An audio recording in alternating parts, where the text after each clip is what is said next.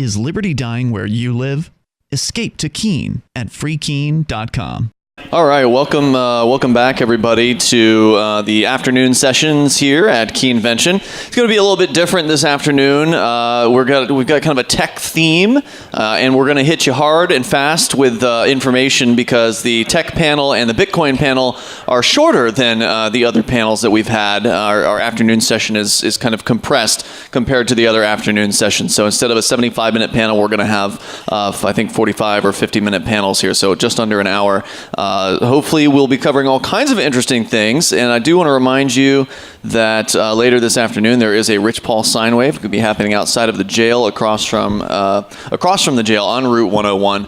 There'll be carpool leaving from here if you want to go to that. James Cleveland, aka Robin Hood, will be out in the lobby just after our closing speaker, and so definitely stick around because the Bitcoin panel is coming up next. Bitcoin has been kind of the buzzword around here this weekend, so we'll have some experts here to talk to you about that. The tech panel is imminent, so if our panelists could please take the stage and have a seat at the table, I'd certainly appreciate it. You guys on the tech panel? Yeah. Oh, okay. Yep, there's four of you. No, that's not next, as in after. Sorry. The Bitcoin panel is following the tech panel. So come on up, have a seat, and I will introduce to you the moderator, the presenter of this panel. Now, if you've been paying attention to the Liberty movement, whether it's through media or however you found out what's going on here, you might have found out about some of the technology that has been assisting us. Of course, one of the more conspicuous ones is this laser here that you'll see and you'll hear more about, and how the laser has been employed, I'm sure, and to what effect. Also, two-way radios. You've seen a lot of people with these two-way radios on around here today. It's a really critical tool for activists. Hopefully we'll talk about some of those things. Obviously computers and things like that, servers, camera systems. So there's a lot to cover, and who better to do it than the host of Sovryn Tech, Brian Sovryn. I don't know if there's anything I could say that could inflate his ego any more than it already is. So he hosts a great technology show. If you haven't checked it out, please do. Sovryn.com? Okay, it's S-O-V-R-Y-N, SovrynTech.com. Brian Sovryn, thanks for coming in to Keenevention, and I'll let you introduce your panelists. Very good. Thank you, Ian. Obviously, he already said welcome everybody to Keenevention. It's my first day here, but I heard it's been great, so I'm glad, and hopefully I won't disappoint, nor will my panelists. Of course, we made sure we brought the lasers, so that way we have a little more excitement. Anyway. What I will do, actually, the panelists here, we have four great panelists. Very, very thank you all for coming and for being here. We'll start off with, you guys will have to share mics, or a couple of you will have to share a mic, but anyway, I'll let you guys relatively introduce yourselves. We'll start off with Steve Zemanek, if you want to grab it. I'm Steve Zemanek. I live in Keene. I've lived in Keene for getting close to 4 years now. I'm basically an information technology guy. I do computer security stuff. I basically freelance right now. You're also organizing the local 2600 meetings. Yep, I started for those who aren't familiar, I think I have one in my bag here. There's a magazine called 2600. It's like a lot of computer security and stuff like that that's covered in it. And in the last page of the book, there's a list of meetings. So I decided to start one here in Keene for New Hampshire, and it's the first one that started in New Hampshire. So next magazine should have it published in the back of it. So we've already had a few successful meetings, and once it's published, it'll probably be even more successful. Yeah, absolutely fantastic. Also, we have Johnson Rice. Johnson, if you want to introduce yourself. Sure. So I've been working with Free Talk Live for almost a decade now, on and off. I do design work, web design, some photography, and most recently I was the CTO of a fashion company by the name of DJ Bennett out of DC. I'm now also freelancing, and I'm also, I ran my own computer repair business for a time, so that's sort of my technical qualifications. Okay, we also have Jay Freeville. Jay? Hi, moved to New Hampshire about 2 years ago now. A former professional internet troll. Some would argue about the former part. Very important activism. About a decade ago, I used to do a lot of computer repair for a living. Now I spend a lot of time on the internet doing whatever. What else was I going to say? I can't remember. Jay is also one of the most technologically knowledgeable guys I've met. If I get interested in subjects, I'll obsess about it for a while and try to learn everything, so I'm at least competent. So I know a little about a lot. So, which is good advice, really, for anybody interested in activism, especially today in our computer-run world. To know as much as we can about technology, which is part of the reason we're having this panel. And last, but by no means least, Bill Domenico. Hello, everyone. My name is Bill Domenico. I'm a longtime resident of New Hampshire, not a native. I've been here for a little over 30 years. Found the Free State Project in 2008. My background is in electronic design. I'm a dabbler. I've been in electronics since I was 6 years old, basically before electronics existed. And I like to make things. And electronics, optics, and motion is where I dabble. So we'll talk later. Thank you. Okay, so we've got just a series of questions we're going to go over with the panel. And then maybe we'll have time for a little Q&A. And we'll go ahead and start off with the very first question, and we can just go in order.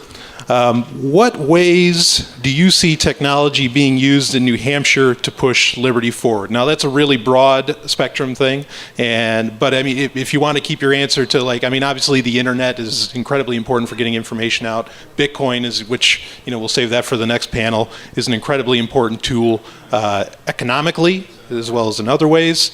But other than that, what ways do you see technology really helping push liberty forward in New Hampshire? Steve? Well, in one very obvious way, it seems like the majority of people who've heard about the Free State Project heard about it through the internet, or so it seems. Right. So it's a great information tool, obviously. That's probably the biggest thing, but organizing the forums that have been started. Now people use Facebook a lot, but hopefully people get to something a little more decentralized and a little more secure. But it's been used in a lot of ways. So. Yeah, so right now you definitely say technology is really allowing for the organization of liberty, especially in New Hampshire. In fact, it's interesting. I've heard a lot of people comment that, like you mentioned, Facebook. Facebook, I've always said, is really good for reaching out to people, long distances, keeping in touch. But it's amazing that, you can get to anywhere from anywhere in New Hampshire in about an hour. But it's amazing that even so, with Facebook perhaps being geared more towards, long distance relationships, it gets used all the time. If you want to know anything that's going on in New Hampshire, you have to be on Facebook. This is just with the activism and everything, it's kind of the tool to go. And I agree with you, Steve. I do hope that something decentralized or more secure ends up getting used in the future. Well, one thing I did want to say is, I kind of treat it like a micro blogging platform more than I do communications. I don't like getting Facebook messages as a form of communications, especially if they're intended to be any bit of private. Right. One thing that I'm trying to get everybody to do who has a Facebook account right now is, a while back, if you were on Facebook a long time ago, it used to be able to publish your email address. So if you wanted to email them and not use Facebook, your email address was on your Facebook profile unless you turned it off. Facebook went around and they decided to take everybody's email address and change it to whatever their Facebook username is at facebook.com, and that was the new email address. So you can go and change it back to your normal email address, and I encourage everybody to do that. So if someone wants to send you an email outside of Facebook, they actually can if they don't have your email address already. Right, so you can stay in touch. So Johnson, your thoughts? What exactly, what technology, how is it being used, do you think, to push liberty forward in New Hampshire? I think technology in general in New Hampshire is primarily focused on communications of all different forms. Ian mentioned earlier the Baofeng radios, and those are being used. But I think also YouTube, podcasts, Facebook, all these things are really just different forms of communication, and they're being primarily used for that purpose. So I think in terms of communicating the ideas of liberty, New Hampshire is leaps and bounds ahead of a lot of the other areas of the country who are, trying to start their own liberty groups, because we have so much liberty media, so many podcasts, so many, video and YouTube shows, so many blogs and different forms, just all these different forms of ways that people are communicating these ideas. And also some of the stuff that I do, are like flyers and pamphlets and those types of things as well, which also require the use of technology and require, graphic softwares and whatnot as well. So, definitely I think that communication is how technology is primarily being utilized here to spread those ideas. Sure. And, it's interesting because in New Hampshire in particular, the oldest technology to the newest technology seems to still be getting used as far as communicating, right down to, like you said, paper, pamphlets, whatever the case may be. All of it's fair game to be used here, and all of it's actually working. It's all actually getting the message out, I think it's fair to say. Great point. Jay, what are your thoughts? I think we need to find a cheap and effective way to reach the locals here, because most really don't use the internet. It's mostly young people here. There are tons of people, if you just go and talk to them, they're like, hey, I agree with you on most things. Right. And if we could somehow get to them in an effective manner, using whatever resources we have technology-wise, I think should be our main focus. Okay, so to push, you want to reach out to the natives, the locals. I'm not sure how we're going to do that, but right. But certainly technology is the way to do that, and having all these different forms, like you said, Johnson, having all these different forms of communications being used, from flyers all the way up to Facebook. I should also mention that there's also some of the cable access TV shows that are on as well. Okay, yeah. There's maybe they reach some of the locals. I don't know how much it's watched by college kids, but I'm sure that's also somewhat effective as well. Sure. Bill, what are your thoughts on exactly how is liberty getting pushed forward through technology in New Hampshire? I feel like I'm usually the outcast of the room when it comes to technology and liberty in this movement, because of the preponderance of IT people. I'm not the IT guy. I am the hardware guy. I don't know anything about software beyond how to make my little gadgets work. Well, this stuff has to get fixed. No, I'm just saying. So yes, while I agree that the internet and technology in that direction is very important, and certainly communications, as I've got all these little radio samples here. I'm off Facebook. I can't stand giving Facebook all my messages.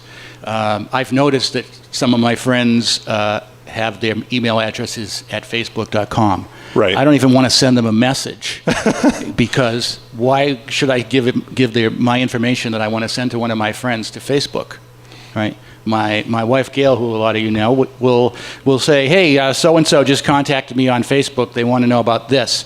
Can I give them your phone number? No, I do not want you typing my cell phone number into Facebook, right? So I'm maybe it's paranoid, maybe not. I don't think it is anymore.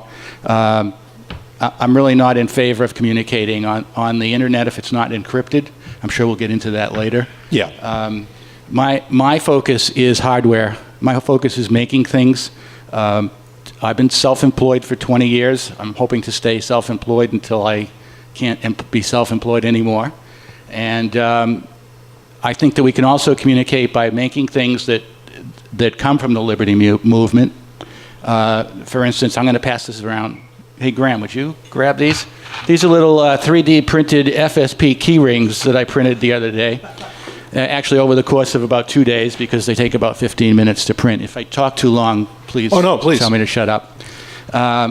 Probably a lot of people in the room have never had anything 3D printed in their hands. So you can see it's quite strong and substantial. But just as an aside, I put this out just so you can see that you can make things on the spur of the moment. I made FSPs, I made FTLs, I made the anarchy symbols that are in the back and the pink porcupines for the LGBT people, and everybody seems to get a kick out of it. But the thing is that when we go to someplace like Murphy's Tap Room on Tuesday and there's new movers, or there's people who come to say, I'm checking out Manchester, after I leave Manchester, I'm going to Keene, I might go somewhere else. We had a guy that was going to Wyoming after us to check out Wyoming. I said, when you get back, give me a call. You can stay with us for a while.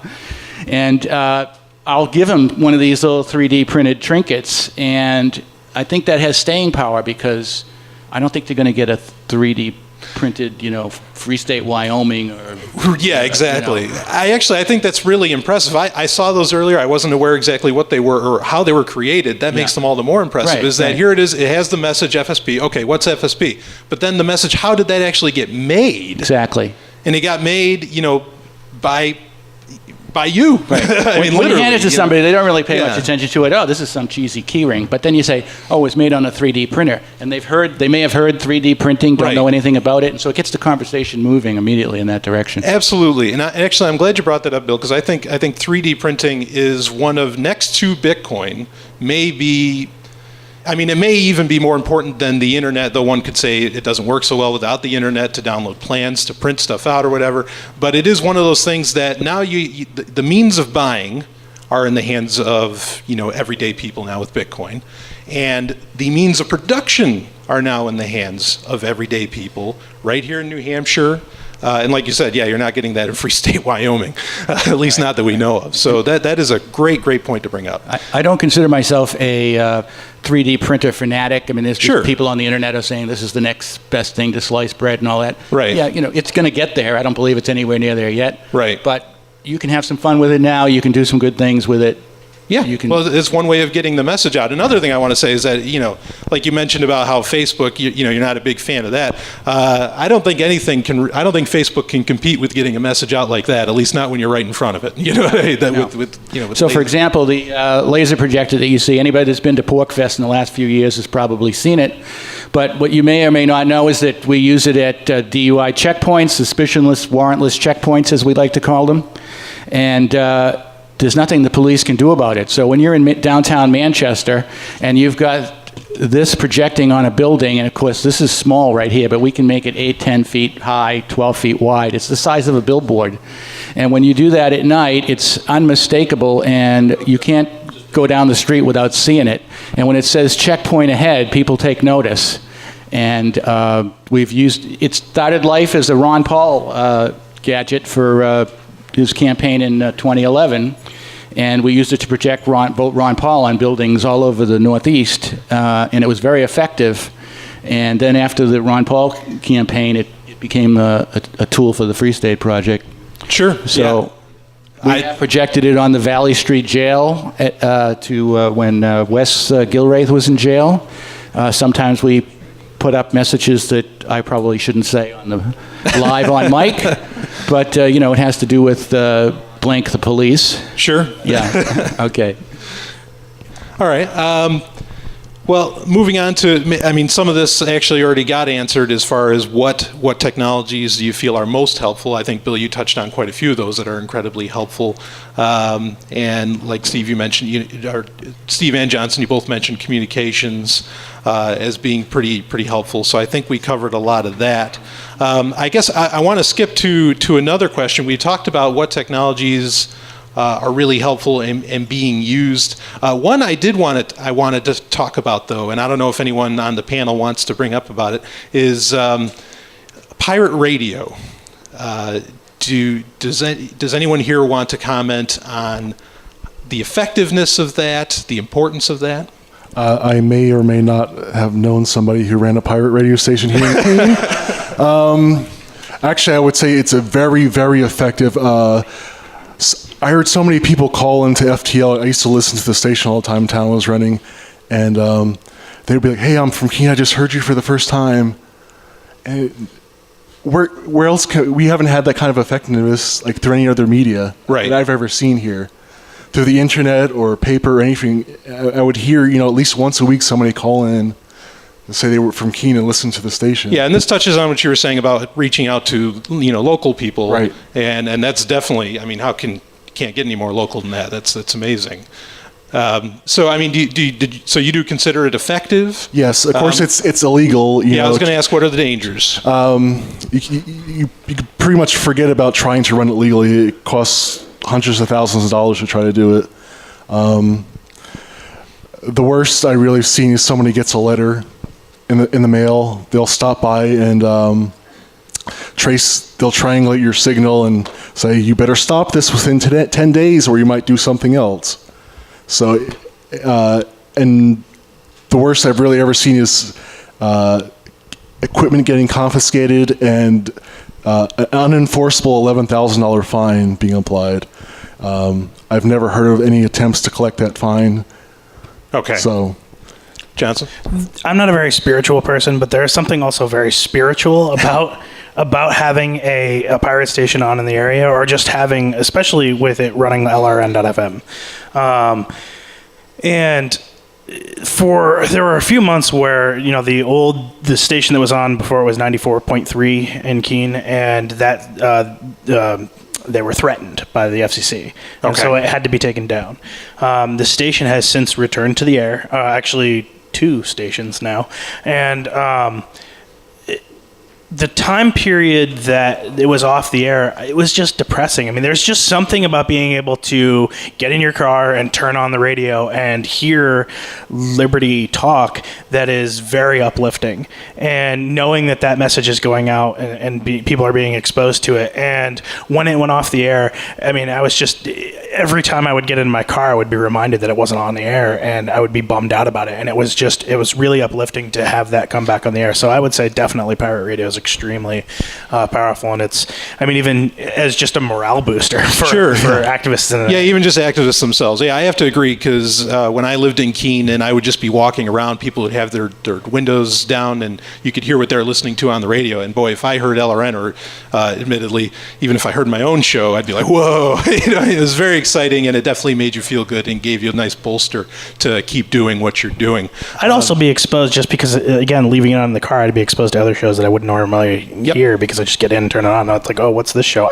I was hearing stuff today that I wouldn't have necessarily gone and sought out as a podcast. So. Absolutely. Jay? Yeah, that same thing happened to me. I really don't listen to podcasts at all, very, very rarely, and I would just keep it on, and all this interesting stuff was happening when I wasn't listening.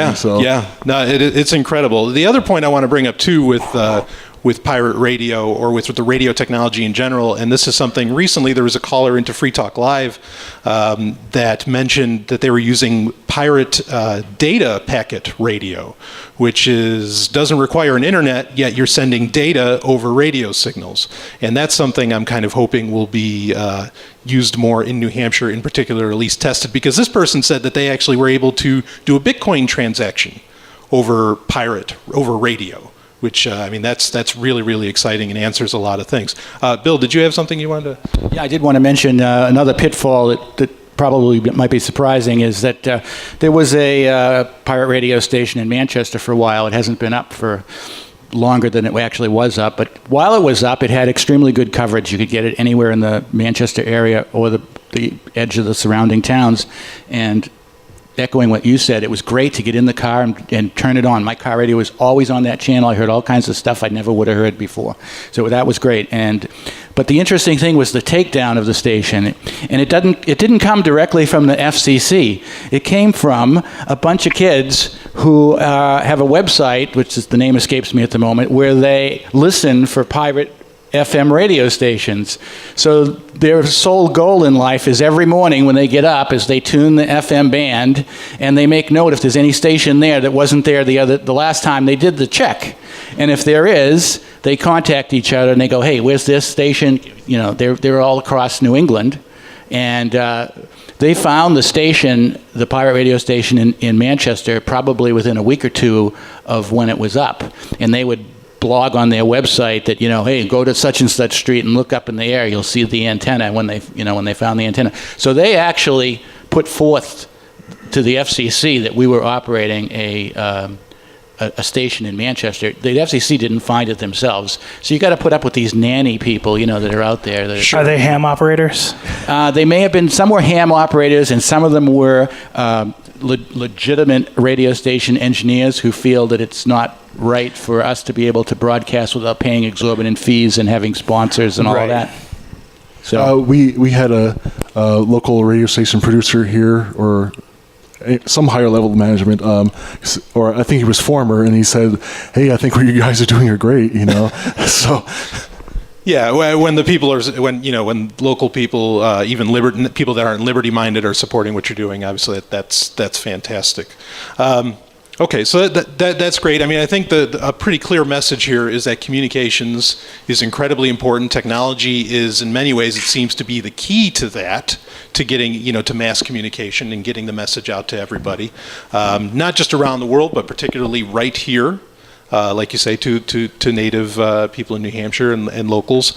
And so my next question, though, is everybody's heard about PRISM. Everybody's heard about the Snowden revelations, where pretty much we found out that the NSA, the United States government, is listening or recording or keeping, pretty much every kind of electronic form, electronic data, whatever, that we're sending out, and they're watching it, and they're interested in it. Not to say that they have the manpower to keep an eye on everybody, but either way, they're trying to store it. Because of that, you're getting a lot of people who are saying, hey, maybe this whole technology thing is a bad idea. And maybe we need to, maybe we need to go back to stone knives and bearskins, because technology is what's letting all these people control what you're doing. Do you have any thoughts on that, Steve, as to why that is perhaps yes? I'm open to, it's okay if you say, yeah, no, that's true, we need to go back to some primitive time, or why you think that that's maybe bumkus. When the Snowden thing came out, my reaction was people are surprised by this. You're shocked that, like, wait, you didn't know? Yeah, Is that the idea? Okay. I mean, when it first came out, it was getting reported one little item at a time, and it's been great because we don't really know how many documents he's released, and it turns out he's released a lot. And the newspapers are just, coming through one at a time. But I remember, I believe it was 2006, when the AT&T employee, Mark Klein, basically said, hey, I have these documents from these fiber optic splitters they wanted me to install here in this data center. And it goes to this secret room that's run by people with top secret security clearances. It's kind of suspicious, don't you think? And, and then you go back to, Kevin Mitnick. Johnson's probably going to talk about him a little bit because he's got two of his books on the counter here, right? Kevin Mitnick was at one point public enemy number one in the country in the 90s. He is the most notorious hacker in history, pretty much, right? Pretty much. But basically, in the early 90s, the California telephone system had a system built into it so the FBI could basically point and click and wiretap. They could just basically type in your phone number and start wiretapping you. Now, presumably, they would get the warrant before they started wiretapping you, but the control was under their control, essentially. They could wiretap whoever they wanted to, and it was basically, behave. We're going to give you this access, but you better behave. And that system actually got hacked, where other people were taking advantage of it besides just the feds.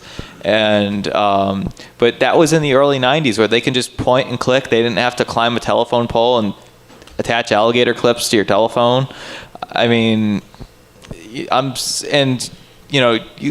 People have been talking about. There's been rumors of fiber optic splitters in AT&T and the big telephone companies for a long time, or into the early 90s, and probably before that.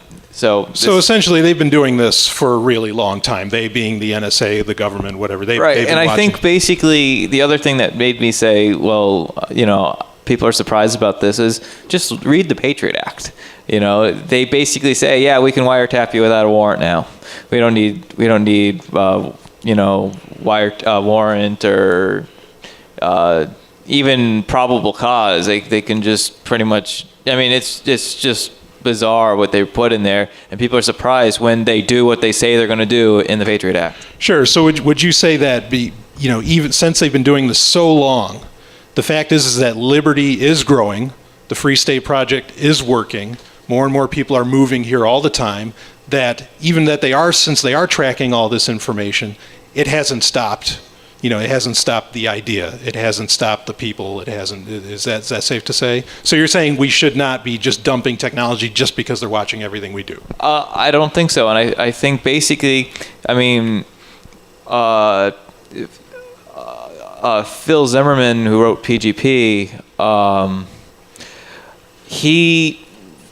I forget what year it was he wrote PGP, but that was in the very... It was 94, I think. Was it 90? Okay. Yeah. But PGP is email encryption. Yeah. It stands for pretty good privacy, and it is, to this day, one of the best. It's become an open standard, but it's still, to this day, widely used email encryption standard. And as far as we know, it hasn't been cracked.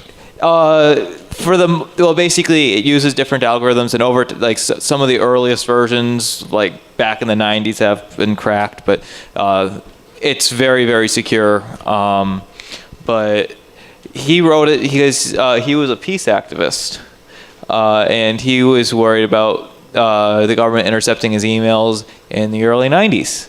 So it's been going on for a long time, and the thing is, the technology is out there to protect yourself.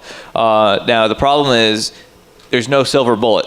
There's not, it's not like just install this software and everything's, going to be secure. Right. You have to, you can't just say I'm going to use Tor and that's going to keep me secure. You have to basically be very conscious about where your data is going, how your data is being transferred, and who it's being transferred to.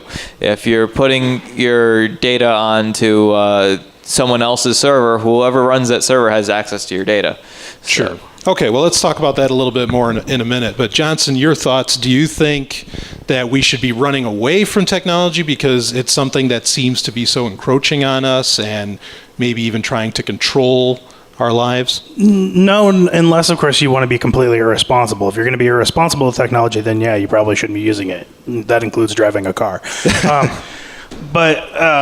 I mean, originally, I don't think you phrased the question this way, is the way, when we provided the questions, but I think one of the ways is you said something specifically about whether, if using technology in computers is safe.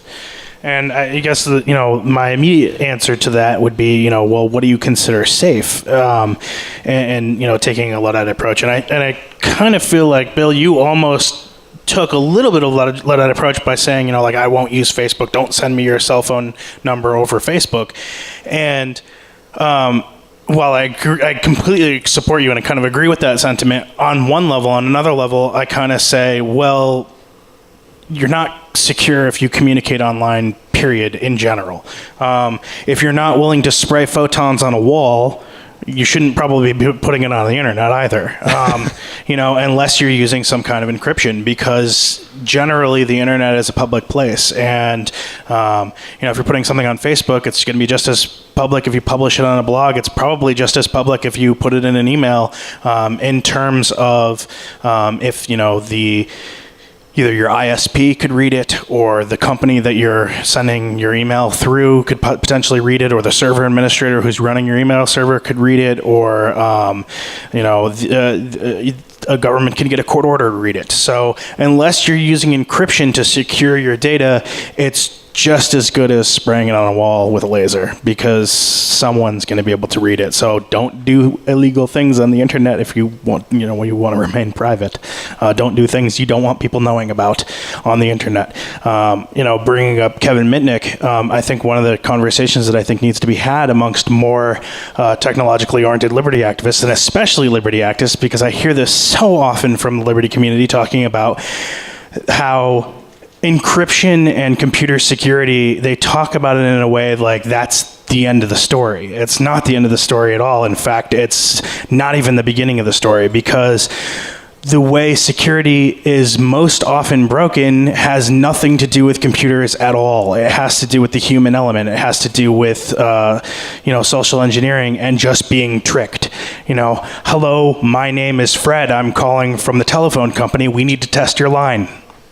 I'm calling to ask a survey. I actually hung up on a survey taker the other day because they started asking me questions because they wanted to do a political survey in New Hampshire and ask people what they wanted to, just personal political questions. And I said, well, who's funding this study? Because they said it was a survey. And they said, we can't answer that because it would bias the study. And I said, well, then I can't answer any more questions because I'm not going to just give out political information about myself to someone on the phone who I don't know and who I don't know who they're being funded by. That could be just some random person using social engineering on me to get information about me. I have no idea who that person is, so I'm not answering their questions. And more people need to be vigilant in that way, especially if you're working for a company, because that's most likely how a hacker is going to get you. They're going to ask you, there's a study out there that says something like 70 or 80% of people will give their password away for a candy bar. That's typically how a hacker gets access to something, and that's typically how security is broken, and that's how your security will be broken too. Is someone will either send you to a fake website where you've got an interest in, you put your password in, they've got your password, and a lot of people are using the same exact password on every single website. If you do that, chances are you've gone to a fake website and someone has gotten your password at some point, and now they have your password to everything. So, that's a good point about social engineering. If you're not exactly sure what social engineering is, social engineering could be something as simple as a security guard sitting at AT&T, and then essentially a hacker, or what actually should be more properly termed, say, a cracker, if they were doing something actually nefarious. They would call in and they would say, hey, I got to get this into my boss at AT&T tomorrow real quick. Could you just give me the password to get into the network? And then the security guard will give them the password. So there's no actual code being done at all. It's all just being done by getting information human to human, which I agree is kind of the way that gets done. Steve, did you have something you want to add real quick? The other thing is one of the leading causes of data loss is theft. I mean, if your laptop's sitting in your car, it's pretty easy to grab your laptop, and now they have your data, unless you're using full disk encryption. Sure. Which is, that's another. If you want, there's basically, if you're running Windows, probably the easiest way to encrypt everything on your laptop is a program called TrueCrypt, which is open source, and it's currently in the process of being thoroughly audited for security purposes. Right. Because basically no one's done a very thorough audit of the source code to make sure there's no backdoors, but as far as anybody who's really looked at it has said, there's no backdoors that they could find, but no one's gone through line by line because it is thousands and thousands of lines of code. Sure, it's something the FBI has tried to crack computers that are using, failed, and it took them months. And basically, once you install it, you basically you turn on your laptop. It asks you for a password, and it has to be a really good, really long password that you're not going to forget, because once you forget it, kiss your data goodbye. But you got to be able to remember it, and no one else can guess it. And as long as it's long enough and complex enough, no one's ever getting in there. It should be better referred to as a passphrase. Passphrase, yes, that's what you want to use. Yeah, because it's not a word. Long. Don't use a word. Especially important if you have any kind of bitcoins out there. Make sure you're secure with your bitcoins. Yeah, there's a lot of theft and fraud. I know someone who lost about $30,000 when his bitcoins were stolen. Yeah, absolutely. And one simple way to keep, for example, if you're using Bitcoin, or if you do have super sensitive information, have a dedicated computer for your Bitcoin transactions, and don't go on Facebook or any web browsing or anything on that computer. Just use it for going to your bank and going to Bitcoin related stuff, and leave it at that. Sure, good idea. Jay, I want to get to you. Do you have, as far as the idea of should we be shunning maybe even just certain technologies? Are our computers safe to use for activists? What are your thoughts? If you had asked me a decade ago about swearing off this kind of technology, I would say yes. But now I realize how important it is. Communication and whatever else, it's part of our lives. You can't really ignore it these days. So it's pretty easy to secure yourself out there, and we can do lots of things to do that. And there's lots of open source software out there we can use.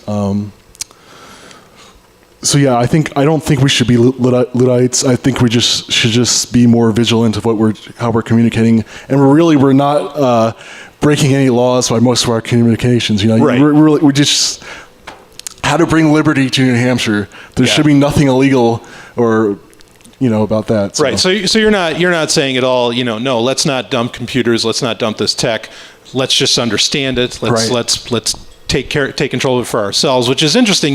Things like even rooting tablets, like an Android tablet or an iPad, that's illegal to do, admittedly, but it is one of the ways in which you can take control of your technology and actually do everything you really want to do with it. And so to understand technology at that level, it's not hard, and I agree, it is important. That's just an example of a way to do that. Violating someone's copyright is not necessarily a violation of the law, though. It's not necessarily legal. Yeah, it's definitely one of those things that's kind of up in the air. You might get sued, but that doesn't necessarily make it a crime. Yeah, right. Fair enough. Jay, did you have something else? I just want to, they busted the Silk Road guy, Dread Pirate Roberts. Yep. And they went in around July 15th. They broke into his house because he got fake ID or something, and mysteriously a week later they had access to the Silk Road server. So what did they plan? How did they get that? They installed as simple as a camera in his place. So even if you have all the security, which I'm sure he may have, something as simple as that can defeat it. Right. So something is, 150-year-old technology as a camera, essentially, is what actually broke modern-day encryption. Bill, I'd like to say something on this.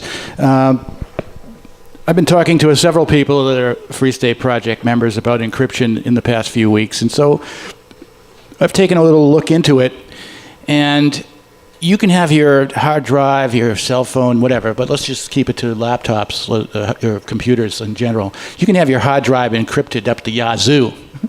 You can have the longest passphrase known to man, okay? When they come for your computer and they take it, who cares if they can't crack it? They don't have to bring the power of a supercomputer to bear. All they got to do is crush your finger in a vice. All they have to do is tell you that I'm going to kill J.J. Schlesinger in 30 seconds if you don't give up your password. And after I kill him, I'm going to kill Graham right there. What are you going to do? Are you going to give up your password, or are you going to say, no, you can't have my password? And not even anything as extreme as that. They'll keep you in jail until they get it. Exactly. There's, I think, at least two in recent memory that people have done that to. So I looked up some of the laws regarding whether or not you have to give up your password, and there seems to be a mixed bag. In some areas they say you don't. Some places you do. Like I think in England you have to. Right. And I saw an interesting analogy, and it said that in the old days you take your document that you didn't want somebody to see, and it goes through the shredder, right? And hopefully a nice cross-cut shredder, so it's this confetti that comes out. Okay, so the feds come in tomorrow and they grab my wastebasket and they go, aha, we've got all these documents. They pour them out on the table and they say, okay, Bill Domenico, you have to reassemble all these documents. We want to know what they say. All right? It's pretty much impossible. They cannot force me to do that, right? So it's very secure. So the analogy is that when there's a school of thought, I don't know how it's going to stand up legally, but the school of thought is that when your documents get onto your hard drive and they've been encrypted, they no longer exist as documents. They're just random data on your hard drive. So therefore, they can't demand for you to recreate the documents, because there's a precedent that says if they get evidence from you, the government, when I say they, I'm talking about the government or some entity that's got power over you. When they get evidence from you from whatever means, if they don't understand the evidence, they cannot force you to explain it to them. Right. Okay, which I didn't know. I only learned that last week. Okay, so I could have a formula that says, some terrible thing, blah, blah, blah, and they could have the data, they could have the formula in their hand. Right, but if they don't know what that means. It's so bizarre they don't know what it means. It could be in code. Look, our forefathers used code when they were writing the Bill of Rights. Right. So you cannot be forced to explain the evidence against you if they don't understand it. So I think that's a good way to attack not having to give out your password. Sure. One good feature of good encryption software, such as TrueCrypt, which does have it, is called plausible deniability. In TrueCrypt, what you can do is you can have two separate volumes. You can have a TrueCrypt file inside of a TrueCrypt file, right? Essentially, and basically what happens is it'll be the same volume with two passwords. The passwords you give to someone under duress, and the real password that has the that has your actual secret. So like you might just put like your credit card bills and stuff on one volume, and then put your super secret Silk Road dealing on another. Sure. Yeah. And you can have multiple secret volumes too, so you can really screw that up.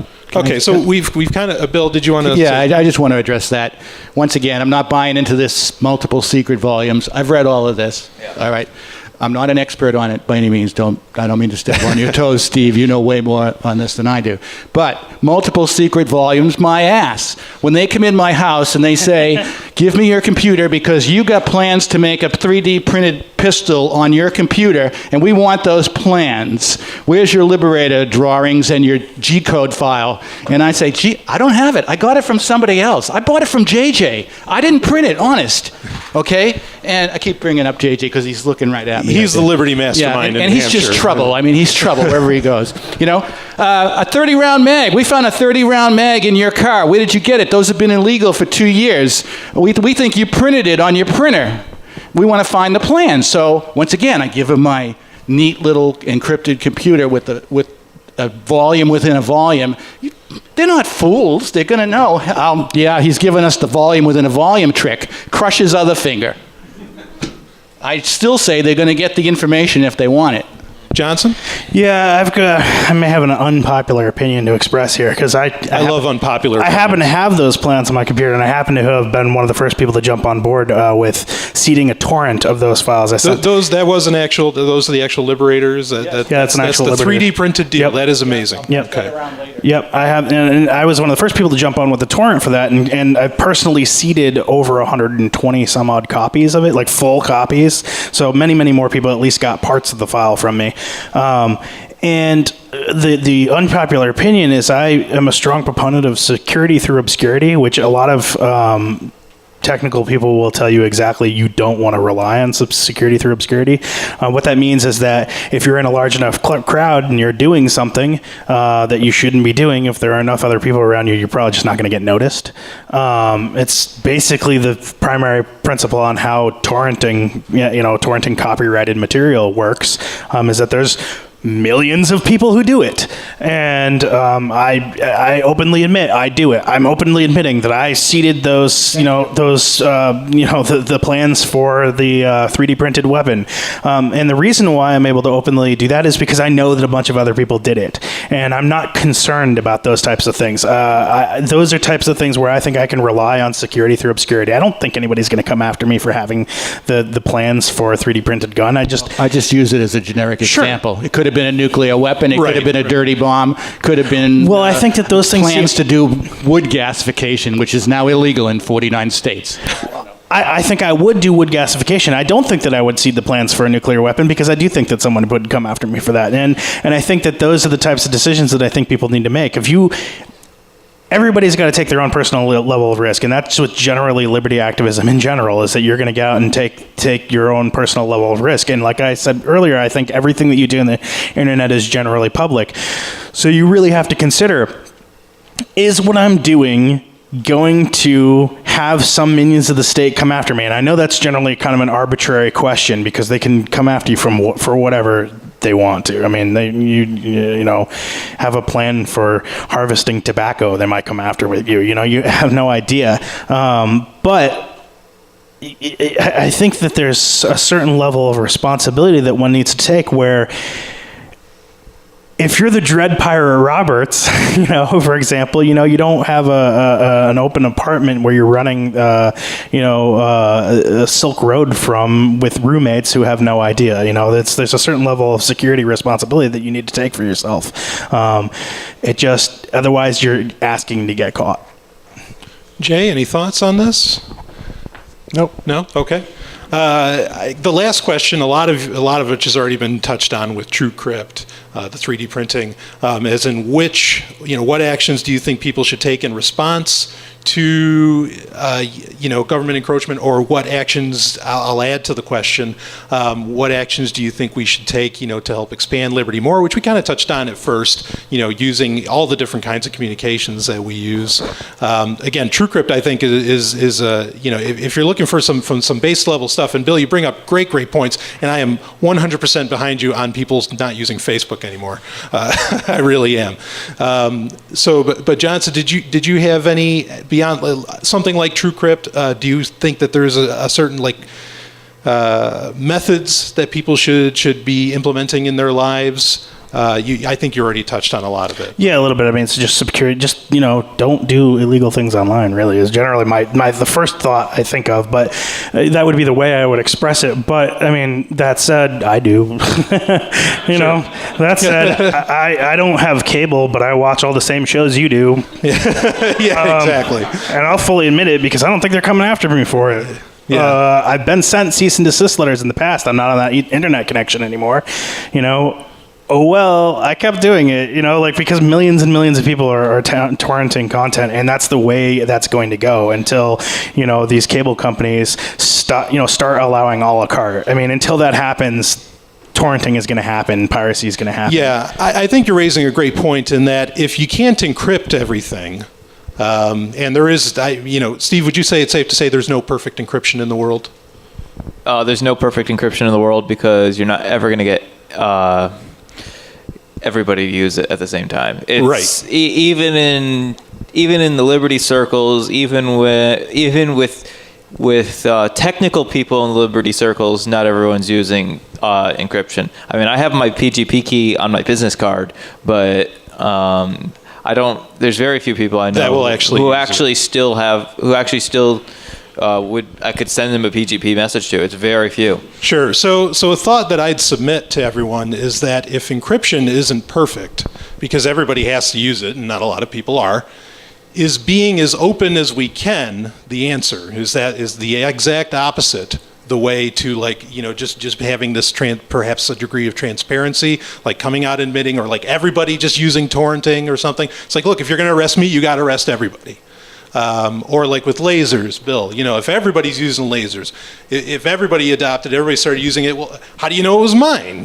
By the way, it's totally illegal, I should have said that, to project these messages in public on buildings for a number of reasons, nothing that has to do with local sign ordinances like they might have you believe, but more on a federal level due to the FDA. But nobody ever questions that because they don't know locally. Sure. So I'll ask you, Bill, and then I want to get to Jay's answer. Is there a technology, is there something not being used a lot that you feel should be used by activists in New Hampshire? I think everybody should have a laser projector that's interacting with the public. Yeah. Or they want us to get a message out. We used it at the Bearcat. We had, as soon as the vote was approved for the Bearcat, we had fire the city council on a church steeple a quarter of a mile away in giant letters that you could see from all over downtown Concord. It's Bearcat for sale. I mean, you can just have your way. You can get your message out. There's nothing they can do to stop it. And so far, it doesn't seem to be any way that they can arrest you or anything like that for it. Fair enough. Okay. Jay, you got any thoughts on technology to use perhaps for NSA encroachment or just to help Liberty out? A real easy thing to do is just buy a VPN service. You can even buy. I recommend ProXPN. Go to proxpn.com/FTL. Use the code FTL20 and you'll get 20% off for the life of the account. Did you buy them with Bitcoins too? Okay, no, you can't do that yet, but I'll talk to them about that. There are a few you could actually pay with Bitcoins and stay completely anonymous. VPN basically creates a private network between your computer and a server that somebody owns, and basically anonymizes where your internet connection is coming from on the other end. So it could be a cheap way to protect you from torrents, like them finding you out. But it helps with privacy a little. Obviously, if you're logging into commercial websites and giving them your information, I mean, they're still going to know you and stuff like that. But like, it's usually like less than $6 a month. Yep. And it's usually pretty close to the full speed of your normal internet connection.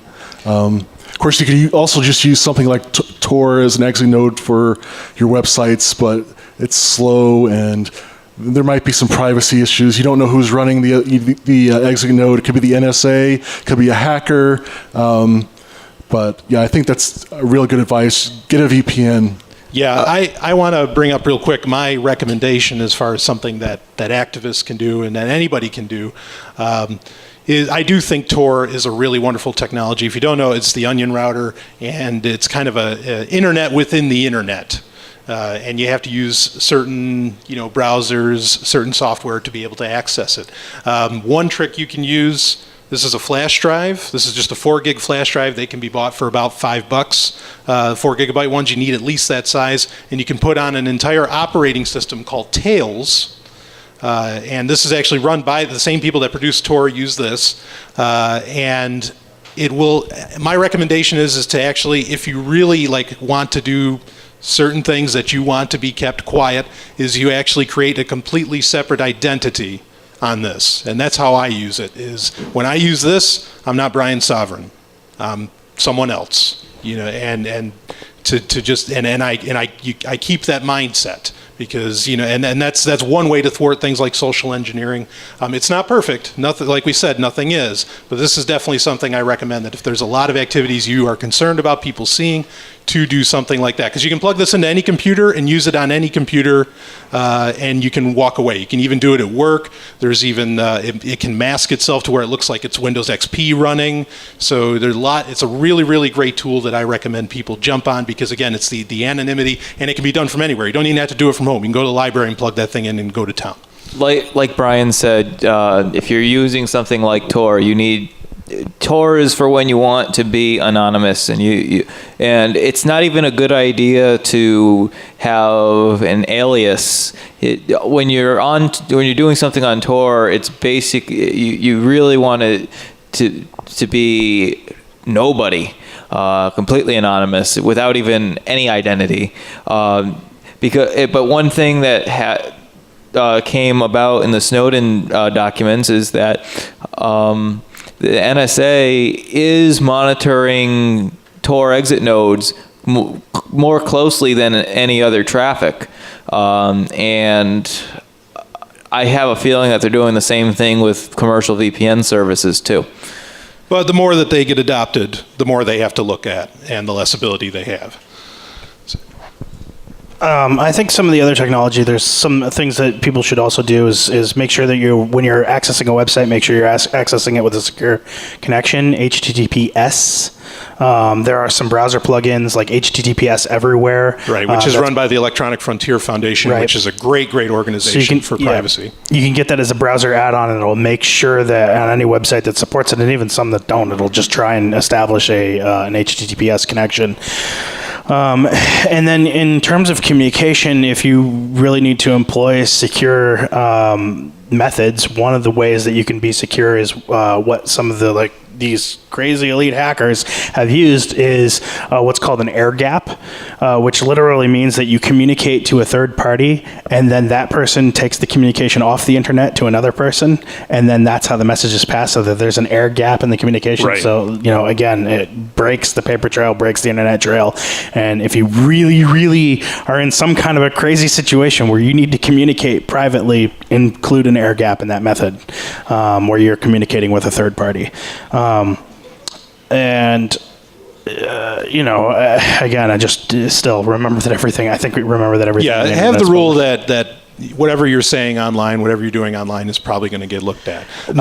I was going to just say really quick, one of the revelations, you mentioned it earlier, whether or not PGP had been cracked or not, it's actually part of one of the Snowden revelations, is that PGP is still secure and the CIA is aggravated by that. They're very immensely. annoyed. Yeah. There's another one that says something like Tor is annoying because they haven't really worked that out either. This is the end of the panel. We are at 2:30. Oh, sure. We'll go ahead and take a question, then I've got a closing comment. Sure. One comment, I have used TrueCrypt for years, and I don't have any problem with it at all. I use a 26-character password for that passphrase. It's not even 26, or is it somewhere above 26, or close to 26? Well, since I'm not using it anymore, is that you don't even want to tell them how it many? was 20. It was 26 until my disk crashed, and I'm not using that disk anymore. So you've personal experience. TrueCrypt has been perfectly TrueCrypt solid. has been great. Yeah. I do have a question. I've been here in Keene now for 4 days, or on my way in. I came in from Ohio and across Pennsylvania. I heard on NPR that I think it was the NSA got into the Google data center in Europe, and they walked into Google and showed them a diagram of how they had done it, and they could not put on the radio the expletives that this Google executive used. Can you update on that and tell us just what happened there?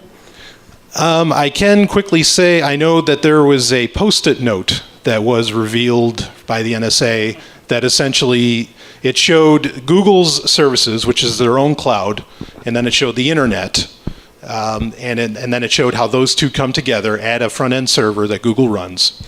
And that went at the server, which is what connects the two services. And all the encryption happens at that server. So, all your information that's on Google's, in Google Drive or wherever, or in Google Plus, it's all encrypted there. So if you can beat the center, if you can beat that server, if you can crack that, you've got access to everything that's in here, that's in the Google's, in Google's universe. And on the Post-it note, they essentially wrote a smiley face and an arrow. The NSA wrote a smiley face and an arrow pointing at the server, saying, we added, that the SSL has essentially been cracked. So that being said, anything being encrypted by Google, the assumption is that it's not encrypted at all, and the NSA has full access to it. Did anyone have a comment quick on that? I know, you can view videos on Google's, our data centers are super secure, and we all our hard drives on our servers are encrypted, and if a hard drive crashes, first we crush the hard drive, and then we throw it into a shredder, and all this stuff. But at the end of the day, if the data that you have on a Google server is basically still under Google's control, and it's being secured from other people that aren't Google by nothing more than a simple password, which can be reset. Johnson, did you have a quick comment? Oh, yeah, absolutely. There are a lot of people out there that attack Google, and while, again, I say that everything on the internet, you have to expect that it's public, I defend Google. And the reason why I defend Google is because at least they're trying. Of all these other companies out there like Facebook, Microsoft, Apple, they hand your data over willfully and enthusiastically. And Google fights it in court. They're taking it, they're taking the government to task on this stuff, and they've even started now. They've got the Google Transparency Report, where they're actually showing and documenting every government request for information, either about other governments or about communication or about personal requests, government subpoenas, and exactly how many of those requests have actually been filed. I actually brought a copy of the Google Transparency Report from this year if anybody wants to look at it. And I've, being that I read a lot, I've read Inside the Plex, a book about Google. What would Google do? I've read both of these books just because I'm interested in technology. I read technology books, and just to hear the stories about Larry and Sergey and how they were raised in these Montessori schools outside of a government school system, they were raised to sort of be anti-authority in that way as much as possible. I know Eric Schmidt came in and kind of has become the government sort of liaison between Google, and there has been a lot of strife supposedly in the company over complying with government regulations, where Larry and Sergey have just sort of been like, what? Why do we have to do that? Yeah, And Eric Schmidt has been noted for saying, look, if what you're doing, you want to keep it secret, maybe you shouldn't be doing it, which is a pretty... That's the wrong attitude. Right. And I just one final note from me is that I brought it in. And I want to bring it up just very quickly. Is that I mentioned Kevin Mitnick. You said he's the ultimate hacker. He was held for 4.5 years in prison, federal prison, because they thought that he could dial NORAD and launch nukes by whistling. And he never harmed anybody, by the way. No. I mean, he literally never harmed a thing. No, he had spoofed cell phones. Right, exactly. And so they held him for 4.5 years without trial. And this guy is notorious, and he's talked to other hackers, and he talks all about social engineering. So I absolutely recommend. I mean, all of you are obviously interested in tech. Read The Art of Deception. It's a fantastic book about social engineering and how social engineering works, and it also reads a lot like a kind of like a spy thriller book almost. Even though they're true stories, they're extremely interesting. And then if you want a more technical book that actually talks about some of the technical nature of how a lot of these security systems have been broken, The Art of Intrusion. So The Art of Deception, The Art of Intrusion, by this guy who was held for 4.5 years without trial. And on top of that, he fairly recently published his autobiography called Ghost in the Wires, which is also an excellent read. He was prohibited from publishing his book for many years because apparently one of his terms of release or whatever was that he couldn't profit from his story for like 10 years or something like that. So he finally just got to release his book. Right. For 3 years, he couldn't touch a computer, actually, or a phone. Yeah, exactly. So yeah, I recommend all those two. We gotta end this off here with the tech panel. So thank you all for being on. I just want to say real quick that there's a lot of people who are saying, look, they can control our computers now, they can do all this terrible stuff. Don't run away from technology. Just learn about it and use it. Mass adoption really, I think, is the key on setting all of this free. And in New Hampshire, it's happening. This is the place to kind of get together, and everybody can work on things like the pirate, the Keen. What is it called? I'm sorry, the pirate box that you set up. The pirate box is a mess right now. Okay, well, right. But let's get more tech people here. Yeah, more people absolutely. interested in tech, so we can essentially build our own internet, things of that nature. I mean, there's just so much that can be done, especially when everybody gets together. So thank you so much again for everybody being on. Thank you for listening.